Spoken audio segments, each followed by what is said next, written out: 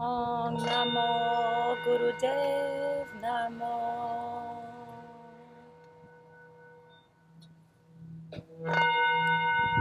Om Namo Gurudev Namo.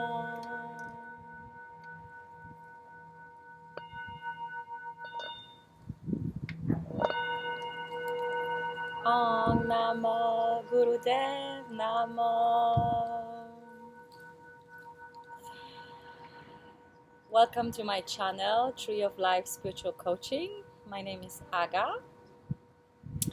I'm greeting you with a mantra that honors our creative consciousness. And I wanted to share some of the energetic updates that I have been going through and maybe ask you about your own experiences with Kundalini, because lately, for past month or so, I've been going through intense adjustments and incredibly sensitive moments.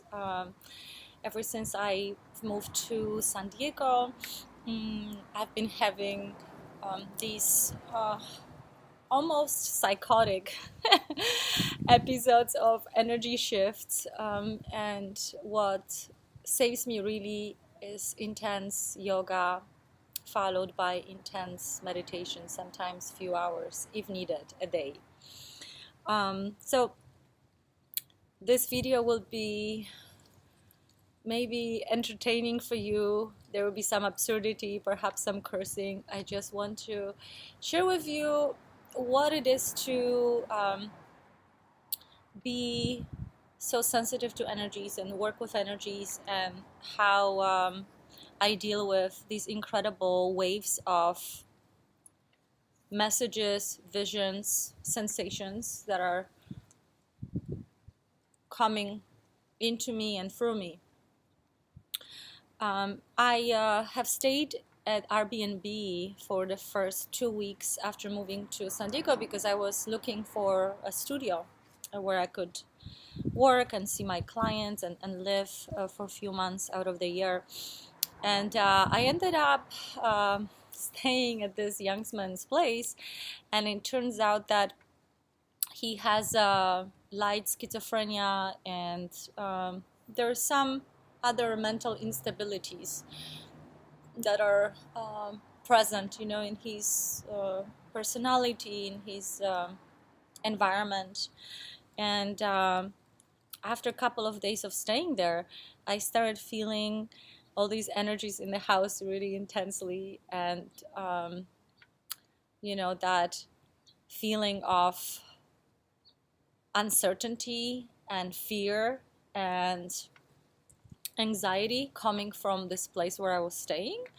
I had to do a lot of grounding and yoga on the beach. I had a hard time staying there. I kept cleansing the house, but because this young man has so much leakage in his magnetic field, he's attracting all these energies and entities and beings that are present in this house, and he doesn't clean enough of that space, so these energies are lingering all over that house, that townhouse that I was staying at. So I had to cleanse several times a day and meditate, and I would go to the beach as much as possible to clear everything from my field, and also establish a strong protective aura around me so that I could actually manage not losing my mind while staying there. And then I ended up moving to the studio where I'm at now, and it's right by the beach. I have a beautiful lagoon right across the street, and the energies have come down for about a week or so after I have moved, and then the new wave came of these energies, and wow, I have to say that it reminds me of something I went through about 5 years ago, my Kundalini awakening, full-blown episodes of just such intensity that I couldn't quite handle the outside reality for several weeks when this took place. And it's because of the inner engineering I've been doing on myself for about 8 years now. The stages of clearing and connecting and adapting new frequencies, it's definitely surgery type of change that you're doing to your consciousness, to your maybe not DNA, but the brain neurological pathways. You're changing the way your brain functions, the way you process information, the way you learn new things, and how you learn new things will also change. So because of my inherent deep sensitivity, I was definitely extremely vulnerable 5 years ago, and I was going through that shift, which, you know, was initiated by 2.5, 3 years of daily meditations and 9 or 10 sessions with ayahuasca plant medicine. And everything sort of stabilized after that, and there was a lot of just steady growth and stable energy. But California, wow. This place is so energetically intense, I'll tell you. The light here, the quality of light that is dispersed, but it just penetrates into me.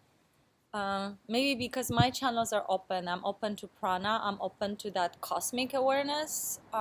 So it's dancing with my nervous system, and it's really initiating the dance inside of my nervous system. So on the top of that, I started going a little bit out and meeting new people, going to some community events, conscious community events, and I ended up meeting this young man, and we went for a walk the other day. Something interesting happened during a couple of times that I've seen him. There's some magnetic connection and transfer of energy that happens when we look into each other's eyes. And he's obviously in a different place of his life. He's not an embodiment of divine masculine energy, although he has a potential, and I think his goal ultimately is to go that route, but he's experiencing other joys of life at the moment. So I noticed sensations in my body just by gazing into this person's eye and being in close proximity.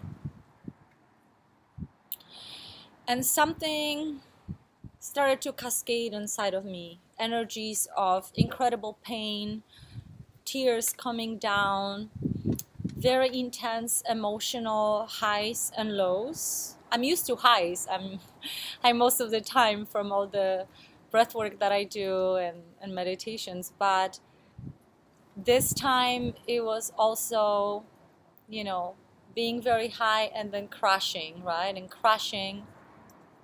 And emotionally, mentally, it really felt like another psychotic episode that I remember having 4 or 5 years ago after my last ayahuasca ceremony, where I completed the psychic surgery on myself, and the recovery and just aligning of the energies took 3 weeks out of my life. And it did,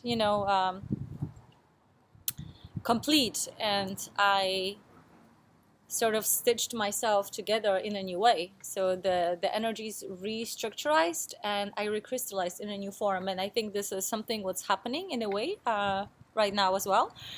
Although I'm quite surprised because I came here thinking that I will have such a great few months in San Diego before going to Chicago for a couple of months and working, and then going to Europe, traveling again for a few months. And to my surprise, I've been just pounded by intensity. So my solution, my remedy is writing, doing intense, copious amounts of yoga, mainly lately kriyas, Kundalini kriyas. Incredible practices. I highly recommend it. And then sitting in meditation, sometimes until 5, 6 a.m. So it's like 3-4 hours a day if necessary. And I was curious about knowing, that these experiences from before. I was curious what is really happening behind that energy transfer between our eyes. So I sat in meditation, and I don't know if you guys are practicing meditation, but if you do, and you do it long enough, you probably know that there are sort of like stages of how you get into stillness. So sometimes it might take, half an hour, 15 minutes. It depends on the day and depends where you are with yourself. But you will go through sort of like a projection of the life movie, and this will pass. So there will be images and maybe emotions and stories of the day, of the week. Then there will be another stage where things will start dissipating, and you will go deeper into body frequency, breath awareness, body awareness. And for me, what happens after that phase passes, I feel the engine spinning up. When you sit in deep meditation and you learn to sit still for an hour, 2, 3, and that takes practice, of course, and that's why yoga and Kundalini yoga is very helpful with preparing you for long hours of sitting. So what happens in my case, I begin to feel very, very strongly my engines, speeding up. And there is a different frequency. It's like I am going somewhere in a tunnel, and I don't know where I'm going to emerge, but maybe it will take 5 minutes or so, and then I start having visions. Images come, and because I had this intention of understanding the emotions and the pain that I was feeling, and I sensed that it was not my pain, not my personal experience. It was something else that was mystical, that was not related to my own story, but a bigger story, cosmic story of this galaxy, maybe of other family connections we have with different star systems.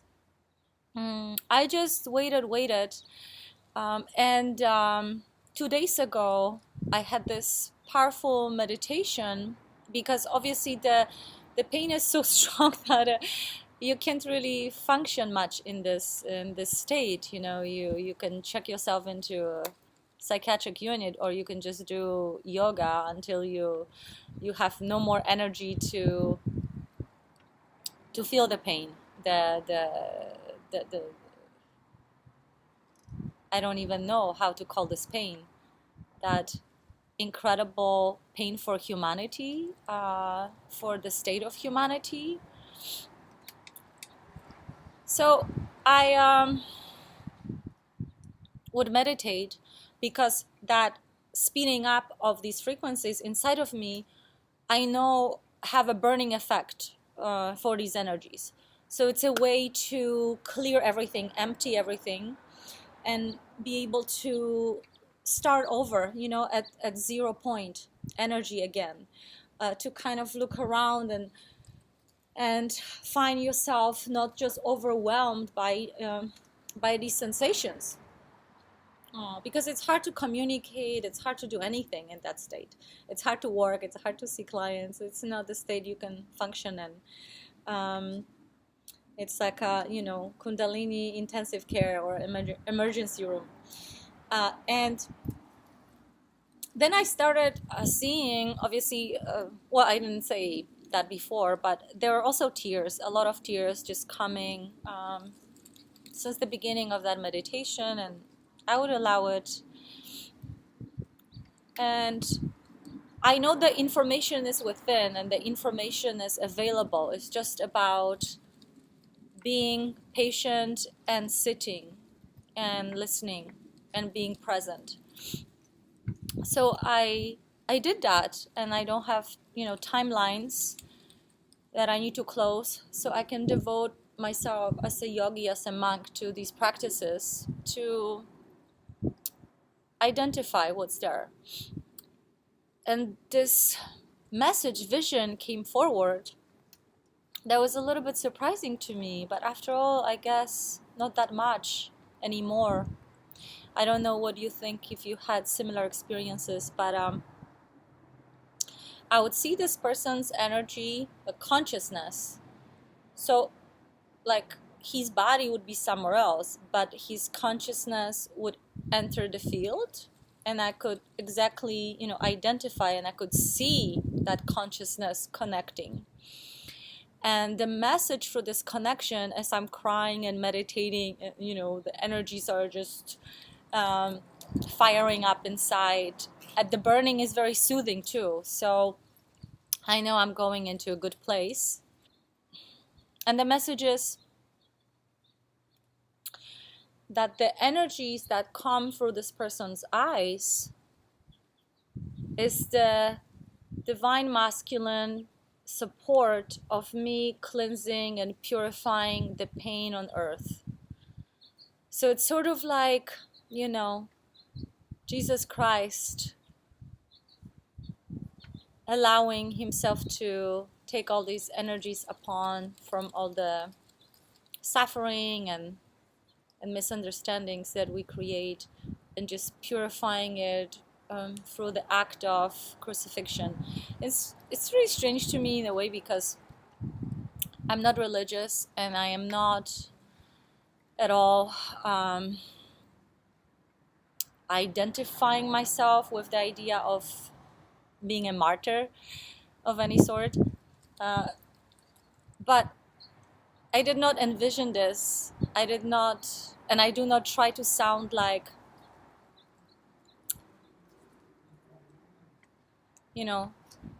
I'm that amazing purifier.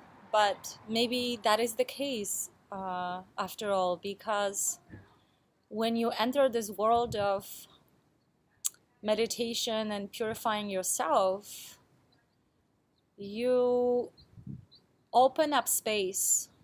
That light will emanate from you. And I see this having effect on people that are around me. If I'm in a public place and people are maybe in different states of consciousness that are not very empowering or beautiful to them, they naturally will, if it's a crowded space, will stay away from me. And I have that space around me. Basically, the energy field around me is about 10 to 12 feet strong. So there is that kind of friction happening, and I accepted that scenario, for lack of a better word. And of course, as I meditate and I go deeper into these experiences, I don't know exactly what's going to happen. It's not like what they tell you in spiritual schools, that you will be in this state of bliss. Yes, there was a lot of that, but I don't know if it's just my nervous system that is so sensitive, that is picking up on all these energies, and somehow I made these agreements beyond my consciousness of being that purifier. I know I can handle a lot, and I am not afraid of these frequencies, of these intense energies, although sometimes they break me to the bone as well. But it's tough. And I'm happy that after that second very intense meditation full of releasing of the humanity pain, I get to enjoy some tea, my matcha drink with superfoods, and I get to go to a farmer's market and maybe do some acro yoga with people, just observe and be at peace, be put together in a new way again, and not have to squeeze all this energy from my system and purify it. It kind of makes me think of maybe a course I should create. I was thinking about online course for you guys, and maybe Kundalini emergency room would be a good one. What do you think? Let me know if you are also having these experiences. And you know, I'm happy that my creative mind is using this energy to express, and I see absurdity as well in this whole situation.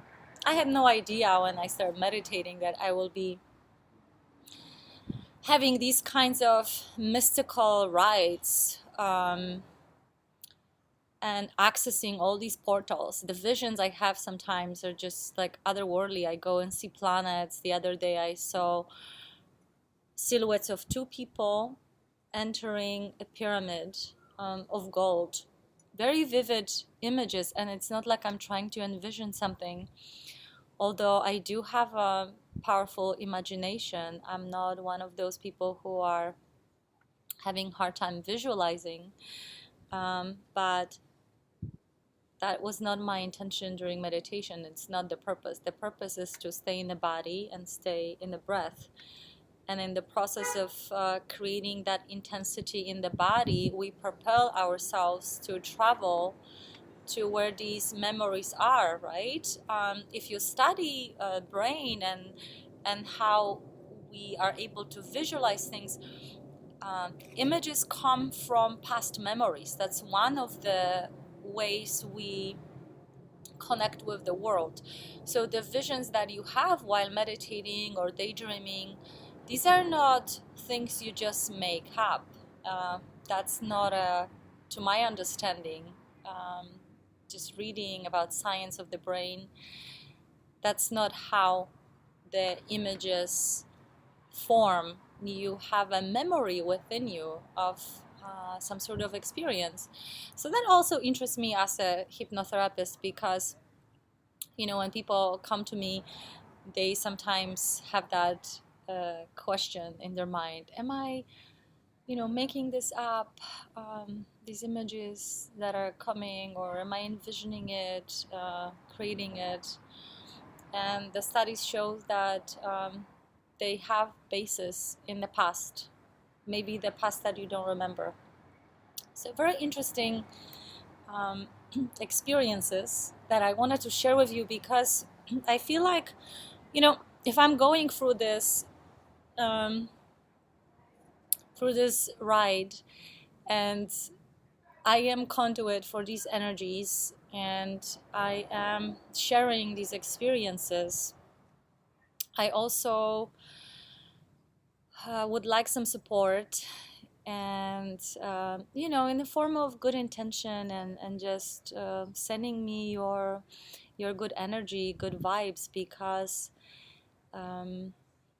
if we're doing this work for humanity, me and many other people who took that role, you know, we also would like to experience some love back. So please send your love. And I wanted to share this poem that I created based on the absurdity and intensity and craziness of the situation. I also have it in Polish, so maybe I'll read it in English and in Polish.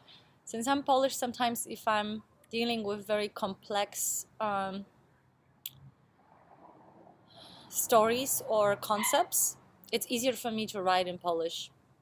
So this poem I wrote in Polish and translated it later. So here it goes. Inhale, exhale. Inhale, exhale, inhale, exhale. The truth lays somewhere in between. Listening to the stabs of silence, aborting the movement, I find pathways in between them and start to untangle the knots of neural sweaters. Am I still surprised that the single breath distilled on a pane contains a whole world within it? Or rather a broken allegory of 20 million projections per second? Punctured aortas skimming the nectar of my lips, of your lips. Inhale, exhale. Words do not support the thoughts. Atrophy is a new sunrise. Dragged out of the cave, I meet a daughter of Latoya Jackson on a couch of the day, who keeps repeating 20 times again and again in 5 minutes how talented she is, and that she is the daughter of a famous mother and a prodigy of social media. And her album and a book is coming out this month. After a quick break for a breath, she begins her laundry list again. Everything is still, yet the body animation is taking place. A neural self-replication covered in human skin. Inhale, exhale, inhale, exhale, inhale, exhale. Thank you for tuning in. Thank you for your presence. I look forward to reading your comments and connecting soon.